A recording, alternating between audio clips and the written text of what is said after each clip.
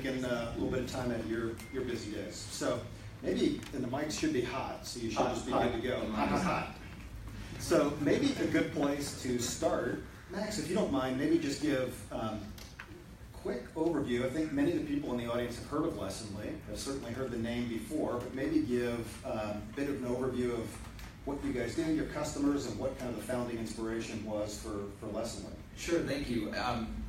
Thanks for everybody for being here. I actually thought Kyle and I were going to be here with a couple other CEOs and CMOs, and so this is exciting. So we don't overly prepare. Well, hey, it's not that you didn't tell me. It's that I probably misread or assumed. Not your fault. Okay, so moral of the story is we started Lessonly. When I came to you, Tim, it was PowerPoint, and it was training software for basically everybody. The point was we hope people would like maybe more usable, more affordable training software, because a lot of companies can't afford the Cornerstone suite that's $1 million a pop. When we started, we would sell training software to people who want to do client training, partner training, employee training, which those are all very different and have a bunch of different nuances to them. So now we just sell to a very specific type of employee training use case, which is customer service teams and sales teams. And what we do, the reason we like those teams is they're constantly changing their processes, approaches, playbooks. The pricing structure changes. They release a new feature to a product. The customer service team and the sales team all need to know how to talk about those things. So there's a monthly, if not bi-weekly, reason to build a new lesson or a new piece of training material or to build a new practice scenario. So there's this high frequency of change, which means a high frequency of Lessonly engagement, which means they renew really nicely and they grow year over year. Which you don't see that when you're selling to HR in the training world. It doesn't mean that they can't do high frequency stuff. They generally do it on manager training or they do it on compliance. And compliance is generally annual or semi-annual, and manager training requires nuance that we don't really care to build features around. So we just sell specifically to sales teams, customer service teams. We have about 500 customers. We have more than that, 500 customers now. It's just really fun, just a nice round number. Does that help? It's great. Okay. It's great.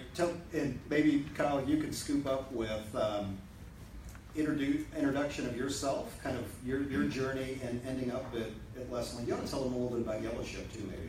Yeah, for sure. So after I graduated from college, moved to Indy, started an agency, ran that agency in the ground, failed miserably. Tim was kind enough to put a breeze over that part of my life. More than happy to talk to any of you about it later on, but Tim was kind enough to bring me on at Exact Target, where I spent 3 years, was almost fired twice by Tim, which we just talked about, which is another story I'd like to breeze over. But after the Salesforce acquisition, spent 1.5 years at Salesforce, and then went to OpenView, which is a venture capital firm in Boston, invests in Series B software companies.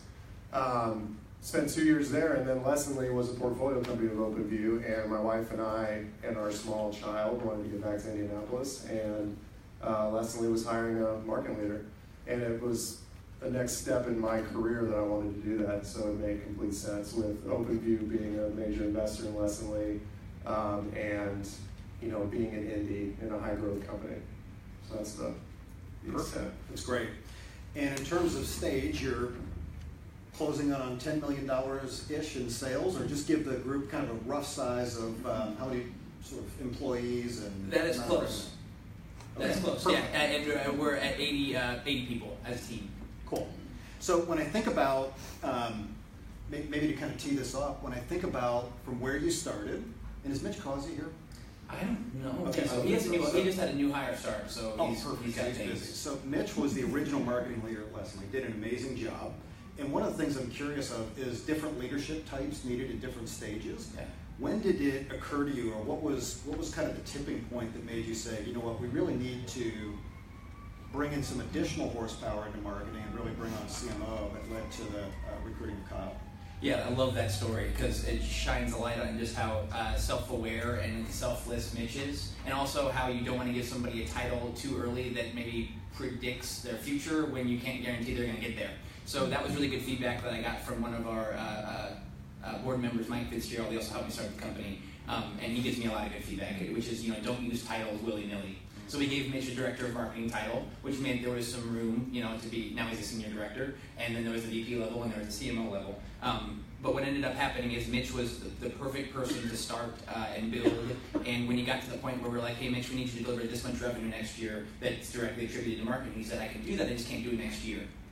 Like, I can deliver that much revenue, it's just going to take me longer than that, which was just good self-awareness around, I think I need some help, and we just had that conversation, and I don't fault anybody for needing help, and Mitch didn't fault himself for needing help. So the neat thing was we were able to bring Kyle in because Mitch said, I would like to learn from somebody. I'd like to learn how to do that next job. I probably can't learn that very fast if there's not somebody there teaching me every day. And we didn't have to lose Mitch in the process. There was a place for Mitch to still be there, and he's a very valuable and important team member to still be there. So Kyle gets to come in and work with Mitch and have all that domain expertise that Mitch built up over the 4 years. Mitch doesn't have to exit, and then we have to start over again in a lot of ways. The moral of the story is if you're starting a business, don't throw around VP or CMO titles willy-nilly because it might not be the best call. You don't have to. If somebody's taking the job for the title, maybe that's not the right person. Yeah, I think from a stage perspective, coming from OpenView, we looked at hundreds of companies that we were potentially going to invest in, only investing about 20 a year. They're early on, you need somebody that's primarily focused on demand. It's demand gen constantly. Campaign orientation, analytics, figuring out the best unit economics around how to scale the company early on. And then once you hit a certain product market fit, basically, where you have found somebody that will buy, you can replicate that, you have to move past that into more of a brand-oriented role. And that is where Mitch and I perform really well because I can bring that brand-oriented view, and Mitch has the demand side where he is very metrics-driven so that he can keep an eye on CAC and the unit economics that we look at constantly, and I can live more high level with whether we're going to analysts or whether we're thinking about the messaging, and I just think it's important that you have those roles depending on what stage you are. But after Series B, you need to start looking at more of the branding in the market, so that you can start taking more control of the market. Agree, completely. Yeah. I think your beard is rubbing in. Oh, sorry. Just my beard rubbing in. Is that weird? Sorry, sales. It's just a non-normal noise coming to the speakers. Sorry. Thanks, man. No, you bet. So when, one of the things I think about, Kyle, one of the toughest things for me is when you first drop into a marketing job, it's like, oh good, glad you're here because we need to fix the website, we need to engage with analysts, or we don't like our demand gen plan, by the way, could you change our sales decks? We might want a new logo. They're just on and on. Like how, can you guys relate? Like you show up and like all of a sudden everything is marketing. The other challenging thing is everybody thinks they're a marketer. So like when the CFO's at the desk, they don't say, you know what, I really, that's not how I'd recognize the revenue. I don't really agree with FASB. I would do, So, but everybody has an opinion on marketing. So there's so many different priorities. Then everybody has an opinion. So what in the world do you do kind of in your first 90, like how do you attack? There's two things. Number one, I was lucky that Max did not do that, where he was like, this is what I view marketing should be, and I want to be involved in all of it. He basically just let me do it. And it's something that we had agreed to early on. And then the second thing was I set up a marketing request form. I cannot tell you how beneficial that was to just set up a form where... This is a literal form? Or this is a form. Okay. Type form, or I'm sorry, no, it was not a type form. Form stack.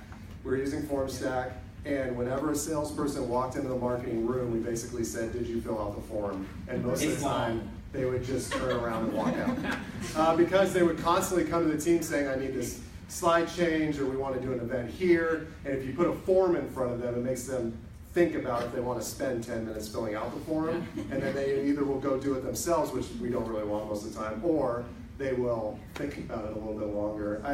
It's simple, but that was huge for my team, is to put that in front so that we can manage expectations. I love it. I filled it out. You have I filled it out. Yeah. Nobody's exempt from I'm not. Yeah. And the thing about Kyle being able to do his own thing, if I could have done what I need Kyle to do, I wouldn't have hired him. I'd bringing him in and being like, oh, I got this. Here's what I need you to do. That it wasn't that I need somebody to tactician, to get stuff done. I was like, I don't know what to do. I've never done this before. Please do it for me. You should create a CEO form. I don't know. I've never thought about that. So let's transition and talk about marketing is so fluid, right? Things just change and flow, and the market flows, and then all of a sudden you'll end up in a deal, and it's a different deal. So I think it's probably the most fluid set of requirements of any function. Talk to me about how you guys stay in sync. How do you think about this fluid nature of prioritization, and how do you drive that dialogue back and forth? Because what you might lock into, suddenly 30 days later, it might be something different. So what I believe, here's what I'll say, I think the most important thing to succeed, maybe I'd say it this way, the number one way you will fail is not being a ruthless prioritizer. Sure. And I think you have to be incredibly clear about, these are the things that we can do, these are the things we can't do, here's what success. So it's this constant communication on here's what success looks like. So I'll let you talk about the objectives, sure. But one thing that we did early on, Justin Fite, who's our Chief Sales Officer, and Corey Kime, who leads our CX team, Connor Burke, who's our COO, I was lucky to have worked with Justin at ExactTarget, so we had that relationship, but the first thing that we did was set up a pipeline of forecast meeting once a week where most owners of revenue sat in a room for an hour and looked at metrics. And that has by far been the best meeting of the week, other than the executive team meeting, of course, that Max leads. But it's by far the best meeting when it comes to alignment, because the sales leaders and marketing leaders, CX, we all argue about pipeline and forecast and whether or not something's right, or is there a deal we need to support. And that, this is my opinion, but I think that our executive team is the best aligned that I've seen in a software company. And being at a venture capital firm for 2 years, you see a lot of them. But we are constantly bickering, or we have conflict in a good way, because we're trying to figure out the problems. And then we just went down the road of objective setting as an executive team, which I'll let Max talk about. It is further aligned all teams and all employees to five set things. Yeah, we just launched them last week. But I think the one thing I really liked about hiring Kyle was I thought it was brash at the time, but it's not actually brash. He just speaks up. And when you really care about somebody, when you tell somebody really cares about wanting to win as a team, and you know that they respect you and you respect them, you can just be direct. And Kyle has no trouble being direct. And that it actually up-leveled our entire executive team, because Kyle is more outspoken than the average person. We have a highly dominant executive team, but that plays out in different ways. And Kyle would be like, wait a second, why the hell have we been talking about this for 20 minutes? Is this really what we need to be talking about? It's oh, that's helpful, because it makes everybody think, maybe not. And they I'm also say that to me. Then I'm like, hey Kyle, yes, we do need to be talking about this. And he's like, okay, well, I just wouldn't bring it up. And I'm like, well, here's why we need. But it's we should have we shouldn't be thinking those things. We should be saying those things. We shouldn't just be thinking those things, I guess is the point. And Kyle makes it clear to the room that that's appropriate and okay. So we get a lot more done a lot faster. I think kindness is different than being nice. Being nice is being professional, which I think is a complete bullshit word. And being kind is telling people that you think they need to hear when they need to hear it. It doesn't necessarily mean that it doesn't hurt, but you're being thoughtful. I think that's a big point, right? There's so much focus on culture, and having a great culture, and some people think, I actually think the way you develop a great culture is through alignment. Well, I think it's two things. It's alignment and winning, right? And to get to alignment in a world where it's growing fast, there's a lot of conflict behind closed doors, right? But it's how is that managed, and how is this sort of agree, disagree, then commit, and you walk out to the rest of the company, and you guys are in lockstep. It sounds like you've done a pretty good job. Well, it's not personal. Yeah. And I think because we were absent of any other construct for how conflict comes up, we think it has to be personal, has to be adversarial. But conflict comes up from two different people, have two different organizational demands. Kyle's got a demand on him to get something done. Justin Fite has a demand on him to get something done. That's going to create conflict sometimes, but it has nothing to do with them having personality issues. That's them they have two different things that need to get done, and sometimes those things will strike. And if we can't talk about that and how we make it work, or how we live in that, because you don't just resolve conflict. The whole idea of conflict resolution, a lot of conflict never gets resolved. You just have to live in it, and you have to know it's okay. Yes. So that's not easy, because we think that the absence of conflict is what a good team looks like, and it's oh, you're screwed if there's an absence of conflict. It's just people aren't talking. I agree. So then the objectives things, if you want to talk about that, let me know. It's just a whole company alignment that we rolled out last week that I'm really proud of. I didn't do it, but I'm really proud of it. Well, the important thing about the objective, really fast, is if Mitch or Katie Burnett, who also worked at ExactTarget, who runs our customer marketing events, if she comes to me with an idea, she will not bring it to me unless she has looked at the company objectives and it aligns to what we decided to do at the beginning of the quarter. Like, that takes 80% of the argument out of it because they've already done the work to set the objective and how it aligns to what we want to accomplish. And I just think it's extremely important to spend the time and energy to do that. Luckily, it was just given to me.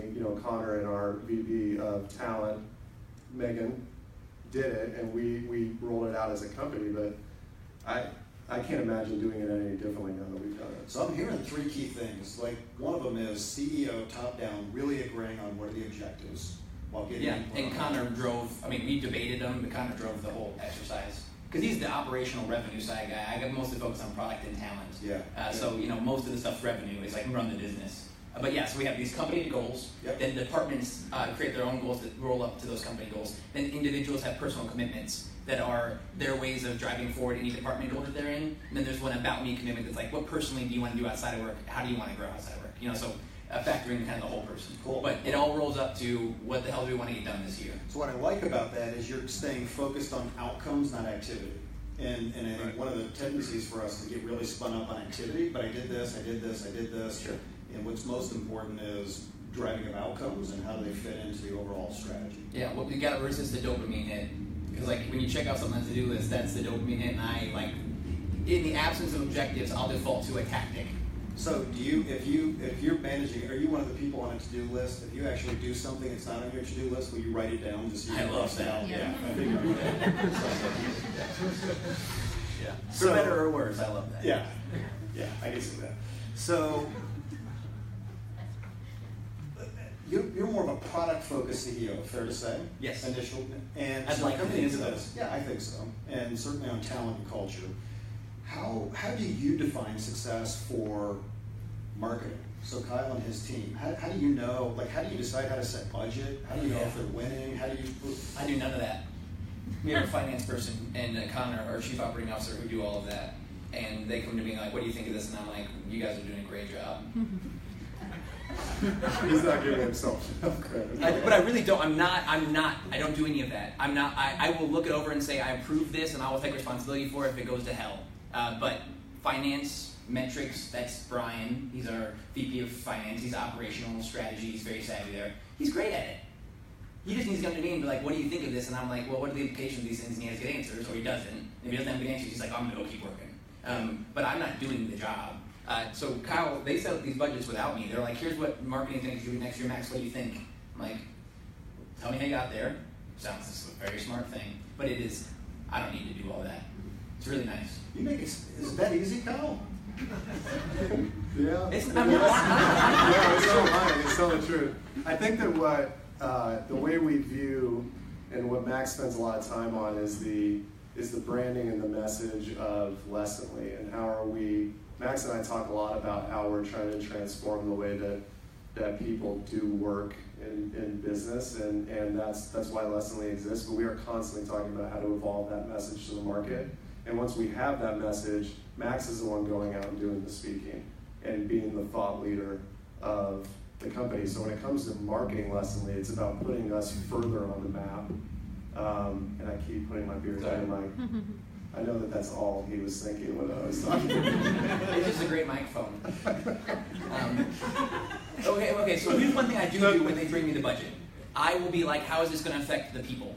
Do we need to double the sales team this year? And are the sales teams getting fed well enough as it is, so that if we double them and now they're getting fed even less well, that's a talent issue, right? That's a retention issue. If we're not being, and they're thoughtful about that themselves, but that's my job, is to look at those metrics and say, how do they affect the people in the building? How do they motivate the people in the building or demotivate the people in the building? And have we been really, really thoughtful, top to bottom, about keeping people inspired and keeping them developed? That's good. So sales and marketing are going to have, I always think of them as 2 gears, and they need to connect and sort of be in sync, and then product comes into that. Marketing should be this middle gear that sort of ties it all together and makes it work.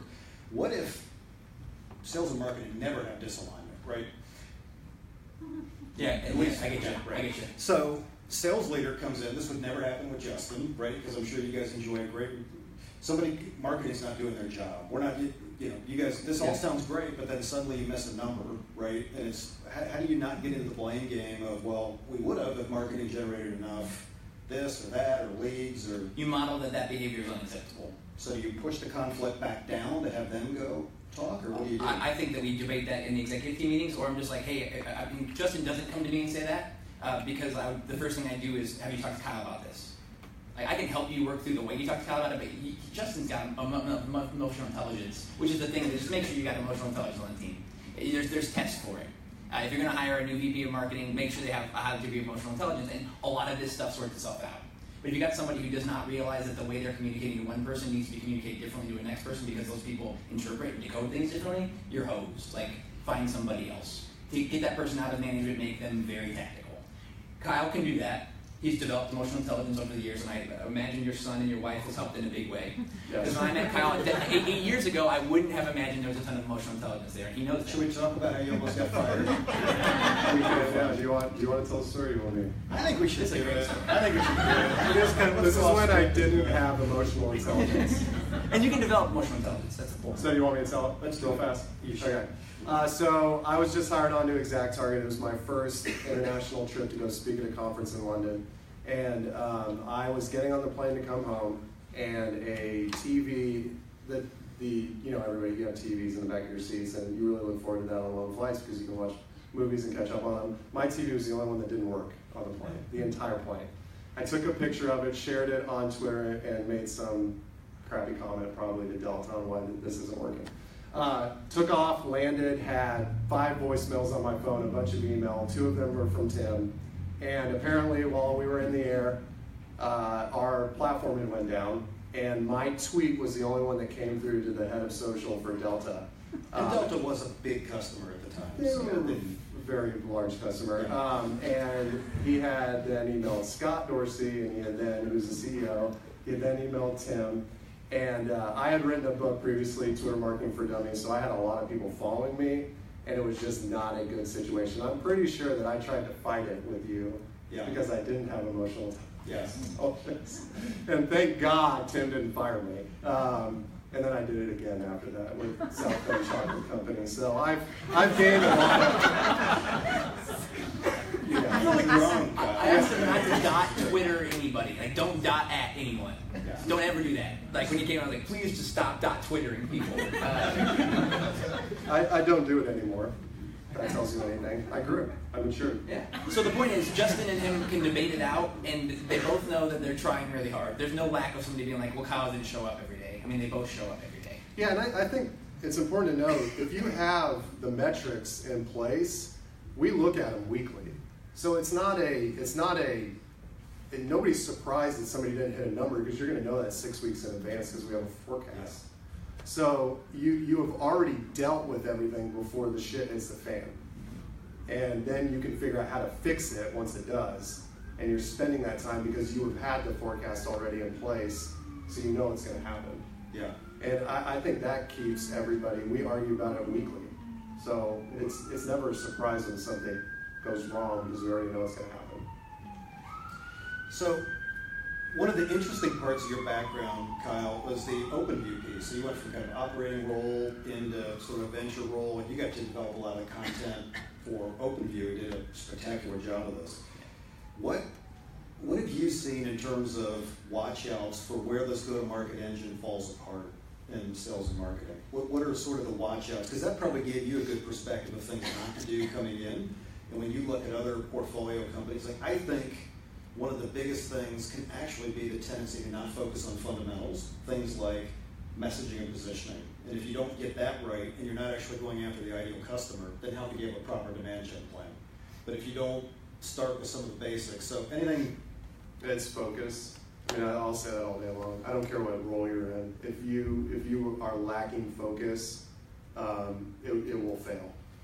Because you can't spend a ton of resources across the board targeting everyone. And I think a lot of times startups, even companies that are scaling, want to try to sell everyone because they need to hit an ARR number, and you will fail miserably. You cannot support everyone, especially in a software environment. So one thing that we've done fairly well, in my opinion, is that we've targeted. And we have been okay with letting people go, letting customers go that might not, or potential customers that might not fit that ideal client profile. Good. That'd be like HR. Yeah, as an example. So Yep. Any company in the portfolio or that we had looked at to invest in that flatline, their focus started waning. Yeah. So they were focused, you saw a growth spike, and then they said, oh, maybe we should go into this market, blah, blah, blah, and then they expanded too fast and it killed them. And focus sounds so easy, what you're saying, but when you're in a high growth environment, staying disciplined, it's actually, it's terrible. It's the hardest thing. So hard to do. Yeah, and I think you got to be opportunistic in the early days because you got to find out, where to focus. So if you start way early and zero in on this perfect customer right out of the gate, we just didn't do that, so I don't really know any other way. We were really opportunistic with everyone, and then over time we were like, ooh, we knew these customers way better, and we actually like hanging out with them more. Like we're aligned to them, and then that's when we dialed in. That was after Kyle came aboard that we had already started doing that focus. But I think the point is, if you're just getting something started, you got to learn, and I don't want you to shoot yourself in the foot and focus too early. But maybe that'll work for you. It works differently for everyone. Does that make sense? Yeah.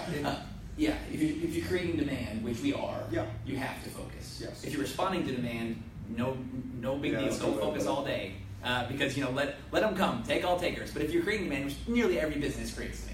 They go out there and they have to pay to create something. You got to focus those dollars into a certain area.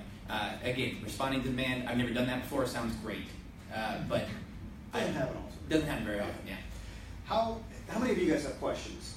Shoot up your hand if you have a question. I've got a couple more, but I'd rather actually hear from you guys. All right, I'll ask one more, and then I know there will be a wave of questions that comes from the audience following that. So that'll be great. User conference. This is one of the biggest things that I hear come up over and over again. So you guys are embarking on this yellow ship as your first user conference. When do you think it's the right time to do a user conference? And then these are just harder to do than you would always think. It sounds so easy. Hey, let's spin up a user conference, right? But they're incredibly hard. But when do you think is the right time to do it? And want to share any learning from that? I think when you have around 500 customers is a pretty good time to do it. Good. Yeah. So that's great. It's right on the money. Yeah. We made a good decision. Yeah. I wish I had a good answer for that. Our board of directors definitely wanted to do one this year, and I think that it being, why did they want to? Because Scott Dorsey's on the board. Yeah, it's Connections was a huge event here, and we have somebody on our event, runs events for us, that was on the Connections team, Katie Burnett. So it's been creating a category, though, I think is a big part of this, right? The category creation, category leadership. Once you're starting to break away, when do you? Hopefully, I'm not putting words in your mouth, but I think that's exactly what Scott Dorsey said. Okay, I'm channeling my inner Scott. Yeah. Yeah, no, maybe he's calling you. I don't know. I think we have a very unique. It has to do with the market. I think we have a unique time in our market where it's starting to open up. We had a very large software company enter our market recently, and it's starting. We're in a growth phase where the market's about to mature, and so we want to take full advantage of that from a branding perspective. Max has a book coming out later this year, and we have this Do Better Work movement that we're starting, and it all kind of aligned to having a conference here in Indy. And we put customers first. I mean, it's a lot of the reasons why we win deals. It's a lot of the reasons why we retain customers at very high rates, because our customer experience team is extremely powerful. And so why wouldn't you want to get customers here to put them around prospects? We're rebranding it's not as much a user conference as it is a conference to do better work. Yeah. We're not going to have a massive product keynote where we're showing the future of Lessonly. And Max, of course, will talk about it, but that's not the main focus. It's going to be talking about how do you do better work in your environments that you live in, and how do you use software to do that. And so I think it's more about, do you feel like, Sanger did this for Terminus with the Flip My Funnel thing. He saw that the market was open, he created a conference for Flip My Funnel, and they won that. I would argue that they won that market already because they have that. And we're trying to do the same thing with Yellow Ship. Yeah. I think for many of you who are debating sort of like user conference, I actually think a customer advisory, make sure you get a great customer advisory board rolling first. And in some ways that can become a user conference, but get 6, 8, 10 really good customers together, possibly bring in a couple prospects, but I think it can start to grow organically. I think there's a tendency to want to skip. If you jump straight to a user conference when you're sort of sub 500 customers, kind of your approximate. I think it'll sink the boat of the entire company. It takes so much time to pull one off. It's whatever amount of effort I see Amanda back there saying amen, but whatever amount of effort you think it will take to do, it's probably 3 times that. It is just a lot of effort. So I really like the idea of nailing a really good sort of get your customer advisory board right. And then there's nothing wrong with doing this in a few different cities. It's a lot easier to pop up and do 3, 4, 5 city tours. We made the bet. The board said, I think you guys should do a user conference, and I was like, I think that's a great idea. And we allocated budget to it, and we said we're going to do it next year. Good. Yeah, but Kyle did the other stuff first. We put the CAB together, we put the customer advisory board together, which is great for product. If you're like into making sure your product moves fast, you get a diverse CAB. We have a sales CAB, and we have a customer services CAB, and we get to just run things by them faster. Instead of going out and saying, we have 8 customers we can talk to about this, it's like, yeah, they meet with us every month. It's like we can just talk to them. And we did these kind of Yellow Ship on tour before we had the name Yellow Ship, where we do events in different cities, and we found that people would come to dinner with us, and we'd be at dinner for 4 hours, and then those deals would close because we build rapport with people and we build personal connections. So it's like, let's just do that. Let's bring a bunch more people, have a lot of dinners, and we know it's probably going to work pretty well. Good. We'll hope. Yeah, no, it will. It will. It will. There's no mind. All right, questions? What about reporting structure? Reporting? Healthy tension between sales and marketing, right? It's always good. So, Grab that. Yeah. so reporting structure, healthy tension, totally agree, is great between sales and marketing, and those people reporting to one individual? Or Yeah, they were both report to me. Yep. Separately? Yes, not the same. You mean like we do our one-on-ones at different times? Like, so you don't have a CRO title where marketing and sales would report up to that? Yeah, so that's an interesting question. Connor is our chief operating officer. It might as well be called the CRO, but both people report to me. That does not mean that they don't meet with Connor just as much as they meet, if not more. It just is kind of drawing a line. That might not make sense when I say it out loud. It functionally doesn't bother me at all. But yeah, Connor makes a ton of decisions, and I get to take a lot of credit for him. And every now and then I have to make a decision because they both report to me.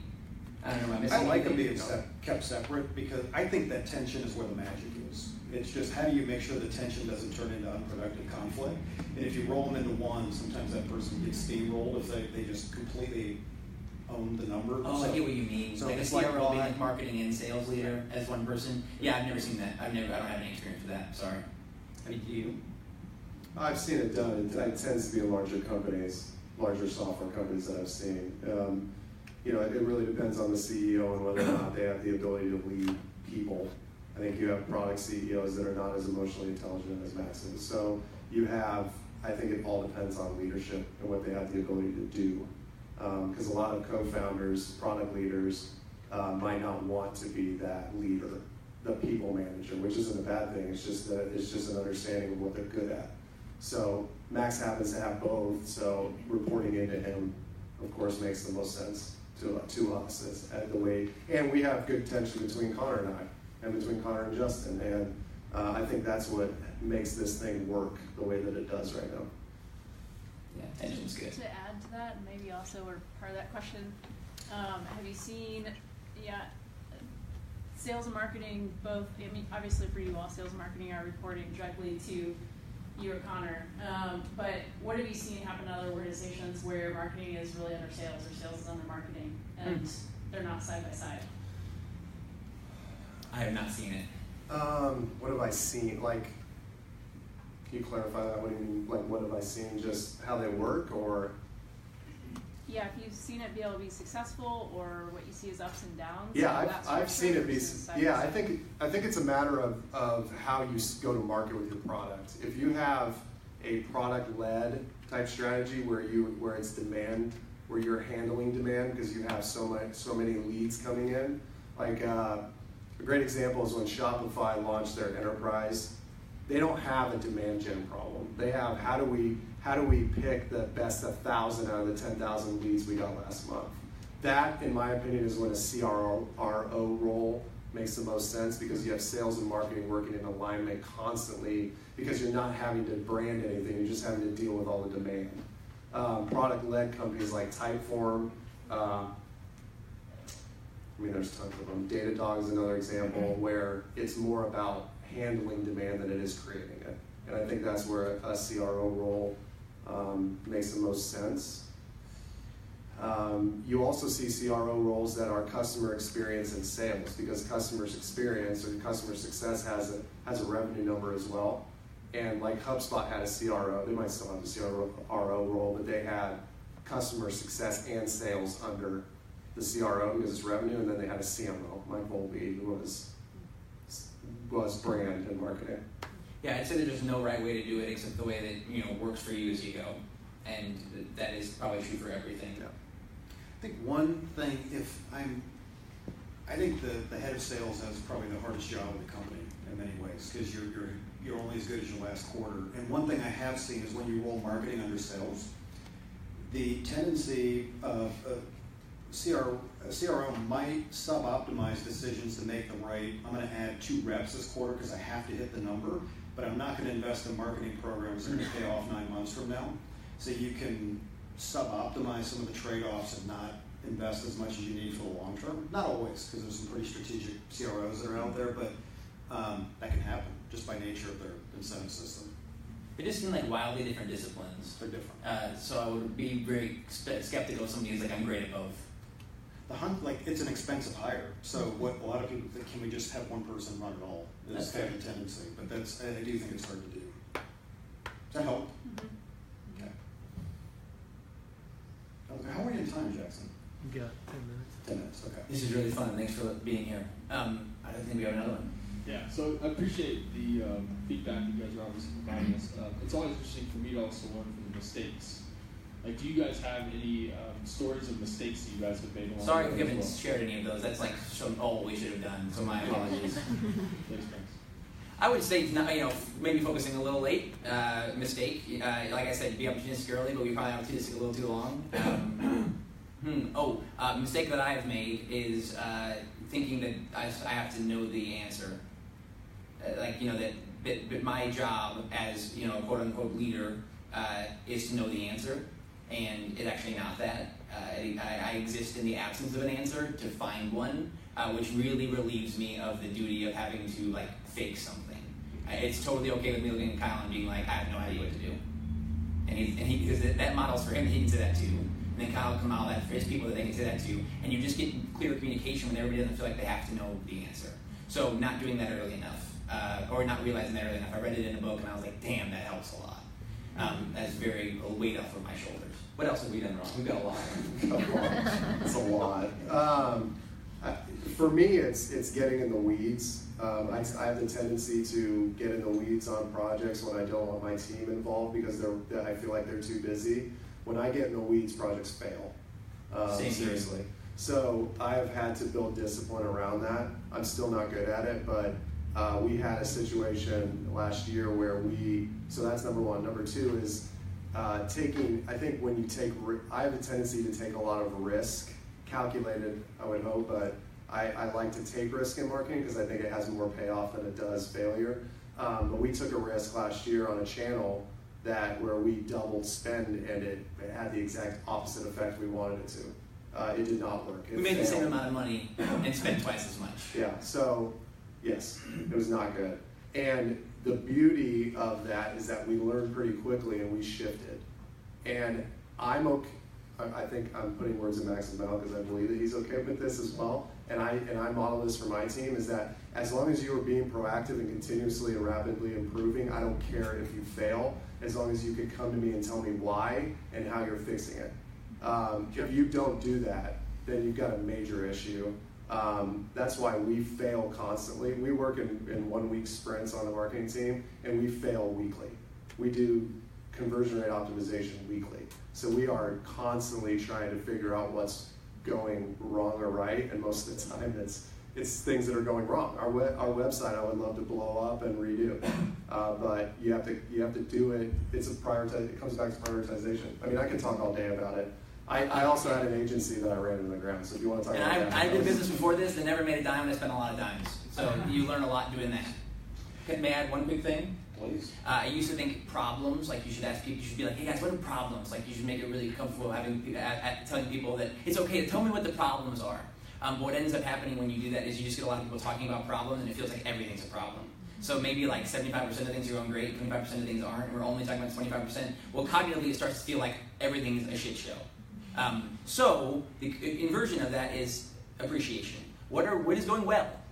What are things that you really appreciate when we knock them out of the park? And you start to build the habits of getting that 75% to be 80%, 85%, because you're talking about the things that are going well. It doesn't mean we can't talk about problems. It means that if we're always talking about problems, people cognitively infer that we are a nightmare and don't know what we're doing.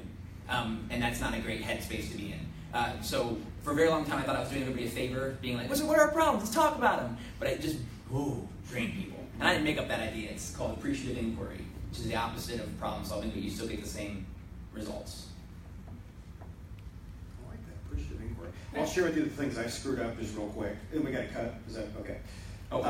Assuming that product market fit is a thing rather than a process. So it's like, oh, we got it. Let's like double the sales team, and then all of a sudden the market shifts on you. So realizing people talk about product market fit as this magical thing, and once you have it, you never lose it. I think you can always lose it. So doubling down too early, I think, can be a mistake. Not focusing on the basics. There's just a tendency, like, I kind of shiny object syndrome, and you want to go run toward whatever's hot and not get messaging and positioning right, getting your scorecards right, getting the fundamentals right. And then some people like leave the room and like see getting the first marketing leader profile wrong. What I'll often see, and I messed this up a few times, is like you might leave this and say, oh my gosh, we need a Kyle. Kyle would be great for us.